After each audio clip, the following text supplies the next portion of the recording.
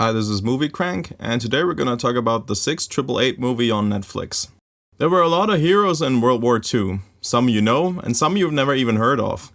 The premise is that there was a unit consisting only of female African American soldiers who single-handedly solved the male problem between the soldiers abroad and their loved ones at home.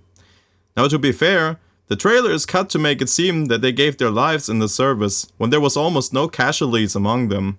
On the other hand, I gotta say that having contact to those you hold dear is a key element in the effectiveness of the fighters and the outcome of the conflict. So their job, although not as pivotal as the ones of the soldiers fighting on the front line, is still a huge accomplishment in a war that was hell for everybody involved.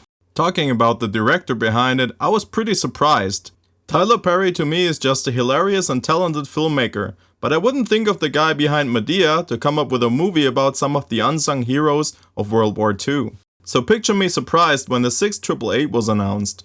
Naturally, I'm skeptical when historical figures with a different ethnic background get their own movie these days, because it's either trash and the people behind it can't hit their own goal they set up for themselves, condescending white knighting as a cover for their own racism, or it's just raw bullshit injected with a completely unnecessary race swap. Now what about this film though? Can it deliver? We'll get into that after a quick summary of the plot. So it's 1943 and World War II is raging on in Europe. American troops are advancing towards Germany, but their morale is at an all-time low. The mail exchange between the troops and their loved ones at home is a disaster, and neither of them can get through. In the States, we follow the young African-American woman Lena Darricott King. She falls in love with her longtime friend, and he proposes to her. Unfortunately, short time after that, he is drafted to Europe as a fighter pilot and has to leave. In fear to lose him, Lena plans to join the army to help fight the Nazis and make a difference. And she's not alone. Many black women also wish to join the military to do their part, but since it's the good old 50s, it goes over as expected. Oh, look, Cleveland finally made it. Oh, hey there, Griffins. Oh, that takes me back. The army doesn't believe that the women are tough enough and stop them at every turn. But since there is more and more outrage about missing letters and dropping morale of the deployed soldiers, the government reconsiders. So since nobody seems to be able to manage the mailing problem, they pick the 6888 unit for an impossible task. Direct 10 months worth of mail, which is millions of letters, from the soldiers to the loved ones and back at home in 6 months. For their army, it's a win-win, whether they make it or not. So the question is, will they succeed?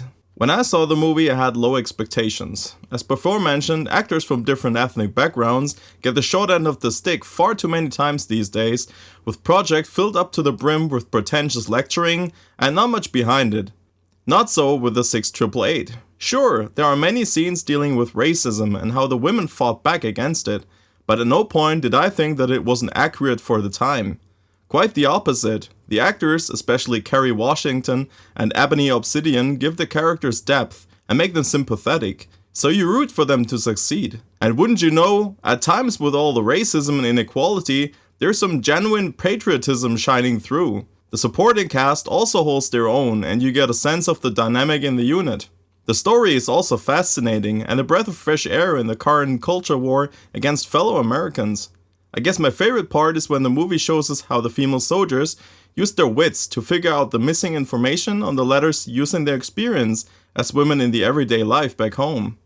I also love that no matter how bad the circumstances were, the 6888 found a way to make it work.